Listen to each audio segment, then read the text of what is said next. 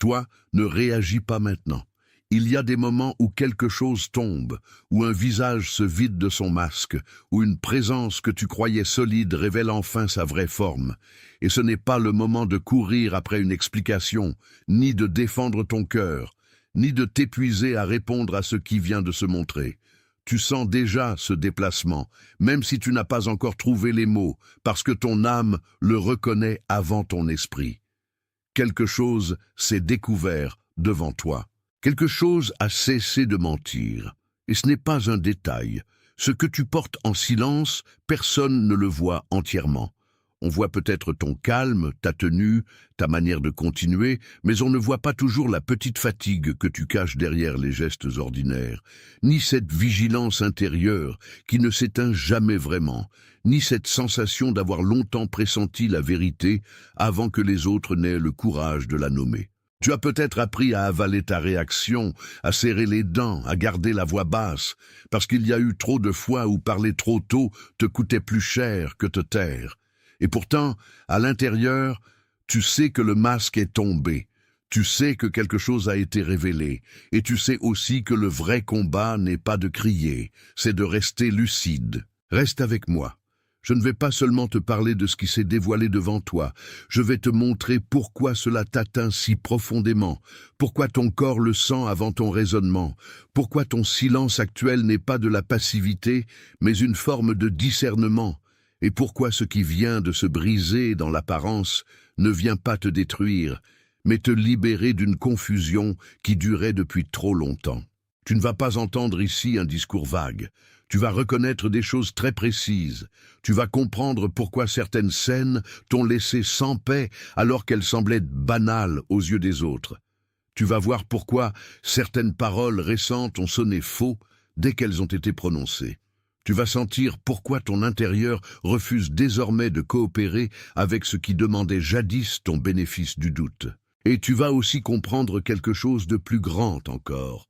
Ce que tu appelles gêne, trouble ou lassitude est peut-être en réalité la preuve que ta conscience ne veut plus s'endormir. Il y a une raison pour laquelle ce message t'a trouvé ce soir. Ce n'est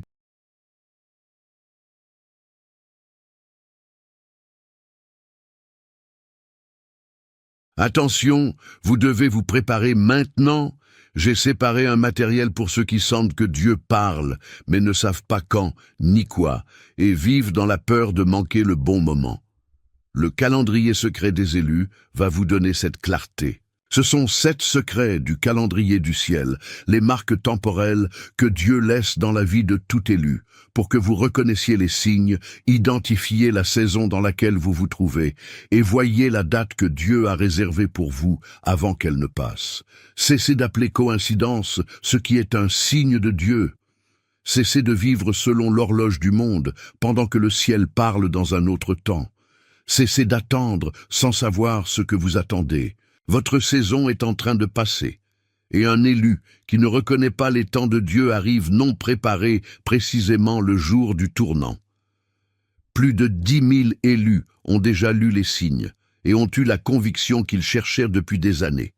Ils étaient comme vous, ils sentaient que Dieu avait quelque chose de prévu, mais ne savaient pas lire les signes. Ils vivaient dans l'attente silencieuse, et ils ont découvert que le jour était déjà dans le calendrier. Il suffisait de le reconnaître. L'offre est ouverte seulement ce mois-ci. Accédez au lien dans le commentaire épinglé maintenant, avant qu'une autre saison de votre faveur ne passe sans que vous vous en rendiez compte. Pas un hasard, pas une coïncidence légère, pas une simple suite d'images qui passent devant toi. C'est une arrivée au bon moment, comme si quelque chose en toi avait enfin assez de silence pour entendre ce qu'il repoussait depuis des semaines, peut-être depuis des années. Tu n'es pas venu ici pour être distrait. Tu es venu ici parce qu'au fond de toi, une partie déjà debout attendait qu'on lui dise la vérité sans l'enrober. Quelque chose a commencé à se produire autour de toi, et peut-être que tu l'as remarqué sans oser lui donner un nom. Peut-être que tu as senti une rupture subtile dans la façon dont tu perçois certaines personnes, certains lieux, certaines phrases. Peut-être que tu t'es surpris à ne plus pouvoir faire semblant avec la même facilité qu'avant. C'est souvent comme cela que ça commence. Non pas par un grand choc, mais par une incompatibilité intérieure qui devient impossible à ignorer. Tu te réveilles peut-être à la même heure depuis plusieurs nuits, avec cette impression étrange d'être appelé hors du sommeil par une pensée que tu ne peux pas attraper. Tu te couches en pensant avoir laissé la journée derrière toi, puis, au milieu de la nuit, une pression invisible revient, comme si quelque chose insistait pour être vu. Ce n'est pas seulement de la fatigue, ce n'est pas seulement un mauvais repos, c'est la conscience qui refuse de continuer à couvrir ce qui n'est plus couvert. Et puis il y a ces vagues sans cause apparente. Une minute tu es stable, et la minute suivante une tristesse douce mais lourde t'envahit, ou bien une irritation très nette monte sans que rien ne l'ait vraiment provoqué. Tu te demandes parfois d'où cela vient, comme si l'émotion arrivait avec ses chaussures pleines de poussière d'un chemin que tu n'as pas emprunté aujourd'hui. Mais ces vagues ne sont pas absurdes. Elles révèlent souvent qu'en toi, quelque chose détecte une dissonance que ton mental n'a pas encore classée. Tu as aussi peut-être remarqué que certaines conversations qui te paraissaient autrefois normales sont devenues vides. Les mêmes mots, la même voix, le même décor et pourtant plus rien n'a la même densité. Tu écoutes, mais ton esprit n'adhère plus. Tu réponds, mais une partie de toi observe la scène de l'extérieur, comme si tu regardais une pièce jouée trop longtemps après sa vérité. Ce n'est pas de la dureté, c'est un affinement. La peau intérieure devient plus sensible quand le mensonge l'a trop souvent frotté. Et il y a les signes qui reviennent partout, à leur manière. Des coïncidences trop insistantes, des chiffres qui se répètent, des phrases que tu entends plusieurs fois sous des formes différentes, des rencontres qui semblent se répondre les unes aux autres, des confirmations discrètes qui surgissent quand tu t'apprêtes justement à douter. Rien de tout cela n'est là pour t'éblouir. C'est là pour t'aligner. Quand la vérité approche, la réalité devient répétitive, comme si elle frappait à la porte jusqu'à ce que tu cesses d'ignorer le rythme. Ne minimise pas ces choses. Elles ne sont pas là pour t'inquiéter, mais pour te réveiller. Elles ne sont pas des erreurs du quotidien, mais des rappels. Elles disent que ton intérieur capte déjà ce que ta bouche n'a pas encore formulé. Elles disent que quelque chose s'est mis à nu et que tu ne peux plus retourner à l'ancienne manière de voir sans sentir en toi une résistance nette. C'est le signe que ton discernement s'est réveillé. Et voici ce qu'il faut entendre avec clarté. Ces signes ne viennent pas te troubler, ils viennent te confirmer. Ils ne disent pas que tu es perdu, ils disent que tu as cessé d'être aveugle. Ils ne disent pas que tu deviens fragile, ils disent que tu redeviens exact. Parfois, quand un cœur commence à voir juste, tout ce qui était autrefois tolérable devient soudain intolérable, non parce que le cœur a durci, mais parce qu'il a fini d'absorber l'incongruence sans broncher. Ce que tu ressens maintenant n'est pas une crise sans sens. C'est la rencontre entre ta lucidité naissante et ce qui essayait encore de t'endormir. Et si cela fait mal, c'est parce que la vérité a toujours un coup quand elle chasse une habitude ancienne. Mais le coup de l'illusion, lui, était plus grand encore. Prends un instant. Laisse ces mots descendre là où tu ne leur résistes plus. Ce n'est pas le moment de te précipiter à expliquer ce que tu ressens, c'est le moment de le laisser te reconnaître. Si l'une de ces choses vient de te toucher de façon claire, si tu t'es reconnu dans ces heures qui reviennent, dans cette paix qui se retire, dans ces signes qui insistent, alors écris 888 dans les commentaires. 888, c'est la fréquence de l'abondance qui se remet en mouvement, le signe que ton intérieur a entendu la confirmation. Tes doigts qui l'écrivent disent oui à ce qui se réorganise déjà en toi. Écris 888, puis reviens vers moi. Mais il y a quelque chose sous ces signes, quelque chose de plus ancien, quelque chose de plus profond que la simple succession d'événements visibles. Et c'est là que nous devons descendre ensemble, parce que ce que tu vois maintenant n'est pas la racine. C'est seulement la surface qui a commencé à parler. Sous ces signes, il y a un seul motif. Une seule manière de se tenir, une seule mécanique intérieure qui s'est répétée jusque dans tes relations, tes attentes, tes retours, tes départs, tes silences. Ce motif n'est pas une punition, Ce n'est pas une condamnation. C'est une forme de survie devenue automatique, un réflexe noble à l'origine, mais devenu trop étroit pour la personne que tu es en train de devenir. Tu as peut-être appris très tôt à lire l'air d'une pièce avant d'entrer dedans, à reconnaître le ton d'une voix avant d'écouter les mots, à comprendre sans qu'on te le dise, quand il fallait te faire petit, quand il fallait sourire pour éviter la tension, quand il fallait contenir ta vérité pour préserver une paix qui n'était pas vraiment la paix. Alors, plus tard, ce même mécanisme s'est répété ailleurs, dans l'amour, dans l'amitié, dans la famille. Dans les lieux où l'on t'a donné de la place sans te donner pleinement de sécurité. Le motif, c'est cela. Tu as été entraîné à adapter ta lumière à la réaction des autres, à mesurer ta présence au degré d'acceptation autour de toi, à ne montrer qu'une partie de toi, puis à surveiller la réponse, puis à corriger ta propre largeur intérieure pour rester supportable aux yeux de ceux qui ne savaient pas recevoir une âme entière. Et au début, cela t'a protégé. Au début, cela t'a permis de tenir. Mais à force, ce réflexe a pris plus de place que ta vraie voix. C'est pour cela que certaines trahisons t'ont blessé plus que d'autres. Ce n'était pas seulement la trahison elle-même, c'était la confirmation douloureuse que tu avais encore, une fois de plus, offert ta cohérence à un lieu qui ne la portait pas. Tu as donné de la clarté à des espaces qui n'en voulaient que le reflet. Tu as donné de la loyauté à des structures qui préféraient ton silence à ta vérité. Et chaque fois, tu t'es demandé si tu n'étais pas trop sensible, trop exigeant, trop profond. Mais la vraie question n'a jamais été là. La vraie question était celle-ci. Pourquoi as-tu dû devenir si petit pour rester en paix avec certains? Pourquoi as-tu dû te tordre pour que l'on supporte ton axe? Pourquoi ton cœur devait-il apprendre à se tenir sur le côté pour éviter les heurts? Ce n'est pas toi qui étais excessif. C'est le cadre qui était trop étroit pour ce que tu étais déjà devenu. Et cela explique aussi pourquoi la lassitude s'est accumulée. Tu n'es pas fatigué seulement par les responsabilités. Tu es fatigué d'avoir constamment ajusté ton âme à des espaces qui ne demandaient pas de toi la vérité entière. Être toujours en train de moduler, d'anticiper, de lisser, d'excuser, de deviner, cela use plus qu'on ne l'avoue.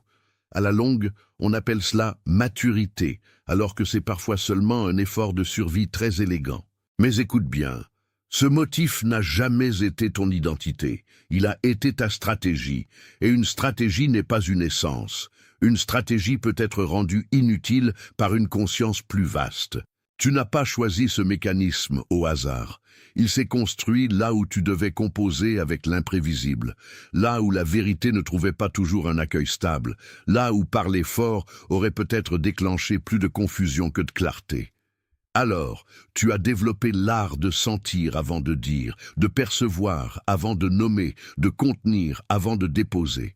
C'était intelligent, c'était même beau à sa manière. Mais aujourd'hui, ce qui t'a aidé à survivre t'empêche peut-être d'habiter pleinement ta propre vérité. Le prix de rester dans ce motif, tu le connais déjà. C'est la perte progressive de spontanéité, c'est la méfiance qui s'installe même dans les lieux sûrs. C'est la fatigue d'exister avec un filtre intérieur constamment allumé. C'est la sensation parfois de te regarder vivre au lieu de simplement vivre. C'est ce moment où tu réalises que ton calme apparent a été payé par de trop nombreuses concessions invisibles. Et pourtant, au milieu de tout cela, il y a aussi une bonne nouvelle. Car si le motif est visible, c'est qu'il peut être quitté. S'il est nommé, c'est qu'il cesse déjà d'être souverain. Ce que tu peux voir ne te possède plus de la même manière. Ce que tu comprends ne peut plus te tenir de la même façon. Ce n'est pas encore la délivrance finale, mais c'est déjà une rupture dans l'enchantement. Tu veux savoir ce qu'il y a sous ce motif? Il y a une image très ancienne à l'intérieur de toi, et je vais la garder devant nous sans la casser, comme on garde une lanterne allumée dans un couloir très long. Imagine une grande cour intérieure, pas une cour bruyante, pas un marché, une cour silencieuse, entourée de murs anciens, avec une porte qui a longtemps été surveillée, presque toujours fermée, parfois entr'ouverte, rarement honorée. Dans cette cour, il y avait autrefois de la lumière, mais elle a été filtrée. Il y avait de l'espace, mais on y a posé des limites trop rigides. Il y avait une voix, mais on lui a appris la mesure avant de lui laisser la musique. Alors, la cour s'est habituée à l'attente. Elle a appris la retenue, elle a appris l'économie, elle a appris à recevoir sans demander, à regarder sans se livrer, à rester belle même quand personne ne l'entendait vraiment. Cette cour, c'est l'image de ce qui s'est organisé très tôt en toi.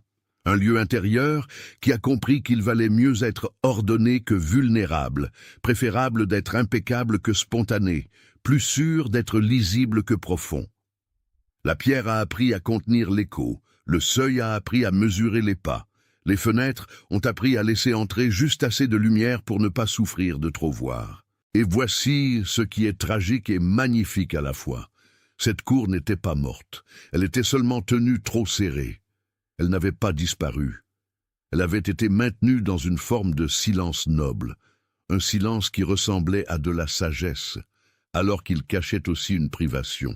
C'est pour cela que tu as parfois eu l'impression de ne plus savoir ce que tu voulais vraiment.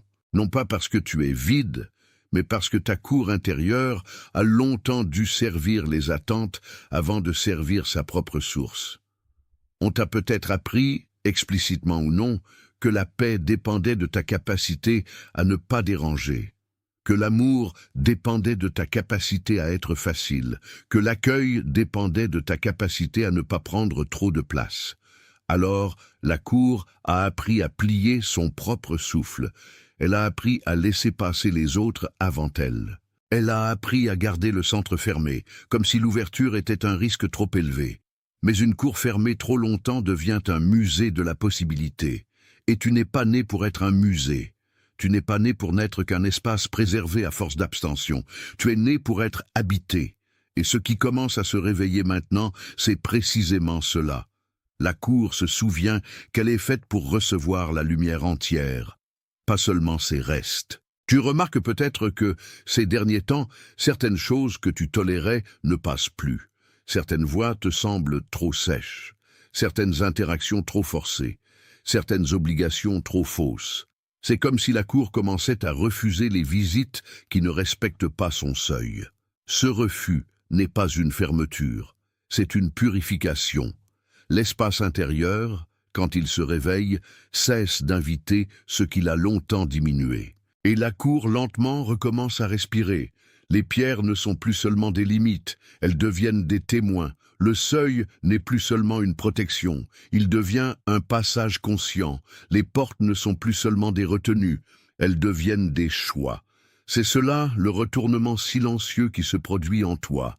Ce qui était figé recommence à répondre. Si cette cour intérieure vient de t'apparaître avec une évidence étrange, si tu as senti que l'image te trouvait à un endroit très précis de toi, alors écris ces mots. Je le vois. Laisse cette reconnaissance se déposer là où elle doit se déposer. Ce n'est pas une formule vide, c'est un saut de lucidité. Écris je le vois puis reviens vers moi. Parce qu'une fois que la cour se souvient de sa lumière, tout le reste commence à se réordonner autour d'elle. Et c'est là que le retour devient possible, non comme une liste d'efforts, mais comme une retrouvaille. La solution n'est pas de te forcer davantage. La solution n'est pas d'ajouter encore une couche de contrôle à un système qui t'a déjà trop contenu. La solution est un retour. Retour à ce qui, en toi, n'a jamais cessé d'être vivant. Retour à la part qui sait distinguer la paix réelle du calme fabriqué. Retour à la part qui n'a plus besoin de se déguiser pour mériter sa place. Tu n'as pas à fabriquer ce retour de toutes pièces. Tu n'as pas à mériter le droit d'être entier. Tu n'as pas à courir après une version idéale de toi-même avant de te traiter avec honneur. Tu n'as pas à attendre un grand événement extérieur pour reprendre possession de ton axe. Ce que tu as à faire est plus simple et plus profond. Recevoir à nouveau ce qui t'a déjà été rendu intérieurement, mais que tu n'avais pas encore accepté. Commence avec ce que j'appelle le saut du matin. Avant de parler au monde, laisse une minute de vérité avec toi. Ne va pas d'abord vers les bruitages du jour. Assieds-toi ou tiens-toi debout, mais reste quelques instants sans te disperser. Et dans ce moment, Demande-toi simplement, qu'est-ce qui est vrai, maintenant, dans mon corps, dans ma paix, dans ma charge? Pas ce que je dois prouver, pas ce que je dois masquer. Ce qui est vrai. Cette question, tenue avec douceur, remet ton centre en ordre sans violence. Puis pratique ce que j'appelle le relevé du seuil. Dans la journée, quand tu sens qu'une conversation, une attente ou une ambiance te fait rétrécir, ne t'accuse pas. Observe.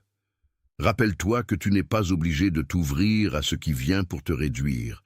Tu peux rester présent sans te dissoudre. Tu peux écouter sans te livrer immédiatement. Tu peux être aimable sans abandonner ton axe. Le relevé du seuil consiste à sentir, à nommer intérieurement, puis à choisir sans panique ce qui mérite vraiment ton entrée. Et surtout, commence à recevoir plutôt qu'à toujours offrir. C'est peut-être là la partie la plus nouvelle pour toi. Recevoir un silence sans t'en méfier, recevoir une bonté sans chercher la condition cachée.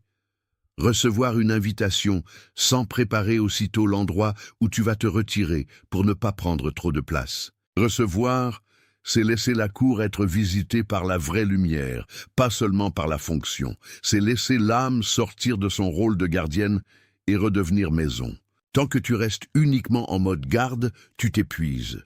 Mais quand tu redeviens maison, tu n'as plus besoin de surveiller chaque respiration comme si elle devait justifier son existence. Tu peux tendre, oui. Tu peux discerner, oui. Tu peux protéger, oui. Mais tu n'as plus à te contracter pour prouver que tu mérites la paix. La paix n'est pas une récompense. C'est un état de fidélité à ce que tu sais déjà en toi. Et il y a une autre chose que tu peux faire, très simple, très discrète. Honorer ce qui revient sans le précipiter. Quand la vérité se remet en place, elle n'aime pas qu'on la pousse, elle aime qu'on lui fasse de la place. Alors ne brusque pas le processus. Laisse certaines fermetures rester fermées, laisse certaines portes rester fermes, laisse certaines distances t'enseigner la mesure juste. Ce n'est pas de la froideur, c'est de la maturité retrouvée. Tu es en train d'apprendre à habiter sans te trahir. Et c'est plus grand que de simplement changer de comportement. C'est une reconquête intérieure. Si quelque chose en toi confirme déjà cette vérité, laisse ton like être ton amen sans mots. Non comme une mesure, comme un accord silencieux avec ce qui vient d'être nommé justement. Prends un instant, laisse cela t'atteindre sans te presser de répondre. Ce n'est pas une idée à admirer, c'est une reconnaissance à laisser se déposer. Il y a aussi quelqu'un en toi, ou autour de toi, qui vient d'être touché par cette parole. Quelqu'un de discrètement fatigué, de profondément attentif, de plus vrai qu'il ne le montre. Peut-être as-tu pensé à une personne qui tient debout sans bruit, qui porte trop, qui sourit avec retenue, qui a appris à ne pas demander. Peut-être as-tu vu un visage précis, ou peut-être seulement une silhouette intérieure, mais cette présence est venue avec une netteté que tu ne peux pas nier. Envoie-lui ce message, pas comme une simple recommandation, comme une livraison, comme on remet dans la bonne main quelque chose qui avait été gardé pour ce moment précis. Peut-être cette personne est celle qui travaille plus fort que tout le monde autour d'elle et qui regarde pourtant la porte rester fermée. Peut-être est-elle celle qui se tient silencieuse, là où d'autres parlent trop vite. Peut-être est-elle celle qui a besoin d'entendre, ce soir, qu'elle n'est pas en train de devenir folle, mais plus claire. Si son visage vient de t'apparaître, c'est peut-être parce que ce message lui était aussi destiné, par rendez-vous. Et maintenant, avant que cela se referme, il faut que tu scelles ce que tu sais déjà, pas comme un vœu, comme une confirmation. Dis-le lentement dans ton intérieur ou écris-le si tu le fais ici. Je suis celui. Ce n'est pas une fanfaronnade, ce n'est pas une revendication bruyante. C'est un alignement, c'est le point où tu ne te nommes plus à partir de la peur, mais à partir de la vérité qui a résisté à tout le reste. Tu es confirmé, tu es rétabli. Tu es rendu à toi-même. Tu es celui qui ne confond plus le masque avec le visage. Tu es celui qui voit maintenant la différence entre une apparence qui demande ta soumission et une présence qui demande ton discernement. Tu es celui qui n'a plus besoin de se justifier devant ce qui s'est enfin révélé. Tu es autorisé à ne pas répondre dans la précipitation. Tu es autorisé à laisser le silence faire son travail. Tu es autorisé à garder ta bouche fermée quand le bruit voudrait te voler ta paix. Tu es autorisé à rester ferme sans devenir dur. Tu es autorisé à voir clair sans te perdre dans ce que tu vois. Tu es autorisé à demeurer entier même si d'autres n'ont connu de toi qu'une version réduite. Tu es en train de redevenir vaste, tu es en train de redevenir simple, tu es en train de redevenir exact.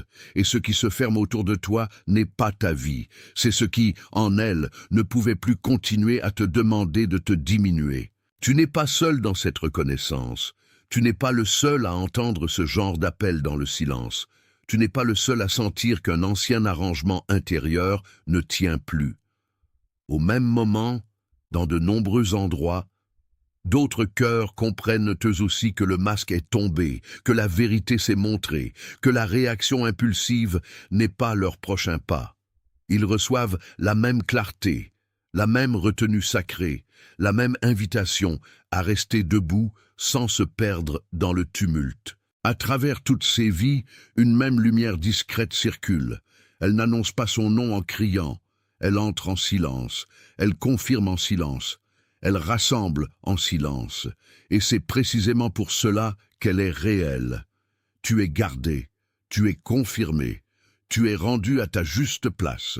Tu n'as plus besoin de courir après ce qui s'est déjà révélé. Tu n'as plus besoin de parler pour prouver que tu as compris.